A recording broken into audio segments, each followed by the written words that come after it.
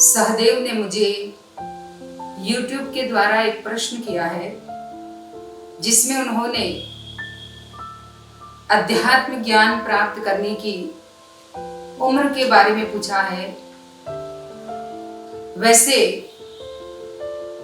ज्ञान प्राप्त करने के लिए उम्र नहीं, पर अध्यात्म की समझ होना जरूरी है। और ये व्यक्ति को बचपन से ही घर के भक्ति और अध्यात्म सत्संग के संस्कार और माहौल से प्राप्त होता है। हमारे हिंदू संस्कृति में जनेऊ, जिसे उपनयन संस्कार कहा जाता है, जो 12 साल के बाद सद्गुरु के द्वारा अध्यात्म ज्ञान की क्रियात्मक क्रियाओं का ही एक प्रतीक है। जहां प्राचीन समय में ऋषि लोग उपनयन माने ऊपर के नयन का एक तरह से वो अध्यात्म ज्ञान का ही मार्ग बताते थे। और वैसे भी अगर हम देखें तो 13 से 19, जिसे टीनेज की उम्र कहा जाता है, जिसमें बहुत हद तक व्यक्ति अध्यात्म की भक्ति की समझ प्राप्त कर ही लेता है। हम अगर भौतिक जगत की बात ले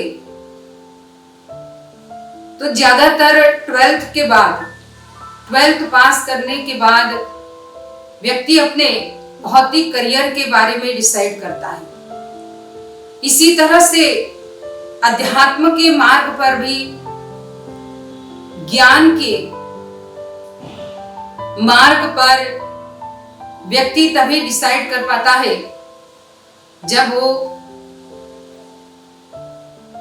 10 इंद्रियां, 11वां मन, 12वीं बुद्धि और तब 13वां जो आत्मा है उसके प्रति जागृत होता है। और वो 13 से 19 के बीच में ही ज्यादातर डिसाइड होता है। मेरे मानने से हम इतिहास की बात करें तो ध्रुव प्रहलाद ने तो केवल 5 साल की उम्र में ही ज्ञान प्राप्त किया था। स्वामी विवेकानंद जी ने श्री रामकृष्ण परमहंस के द्वारा लगभग 18 से 20 के बीच में अध्यात्म ज्ञान की अनुभूति प्राप्त की थी।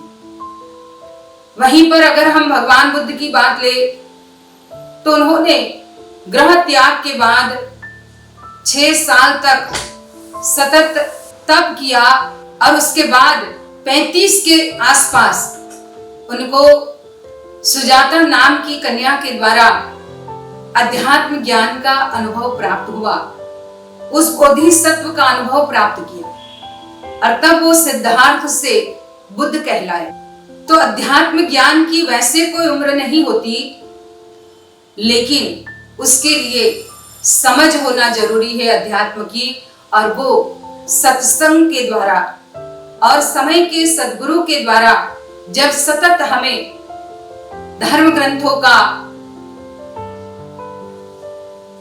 और सत्संग का मार्ग मिलता है, तभी ये प्राप्त हो सकता है।